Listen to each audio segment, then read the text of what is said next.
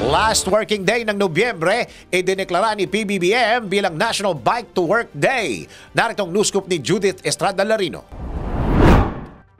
Idineklara ni Pangulong Ferdinand Bongbong Marcos Jr. ang huling working day ng Nobyembre kada taon bilang National Bike to Work Day sa bisa ng Proclamation 409.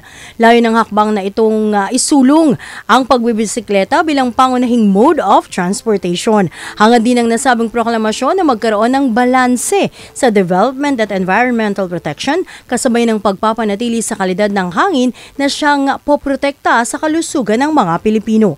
Pamumunuan ng Interagency Technical Working Group on Active Transport, katulong ang ilang non-government organizations at civil society groups ang pagdiriwang ng National Bike to Work Day. Sila rin ang tutukoy sa mga programa, proyekto at aktibidad para sa taunang selebrasyon nito. Kaugnay nito, pinangunahan naman ng Department of Health Secretary Teodoro Herbosa ang pagdiriwang ng National Bike to Work Day sa Centris Open Grounds sa Lang Center of the Philippines nitong November 29. Yan ang aking news scoop. Ako, si Judith Estrada Larino, nagbabalita ng tama, naglilingkod ng tama.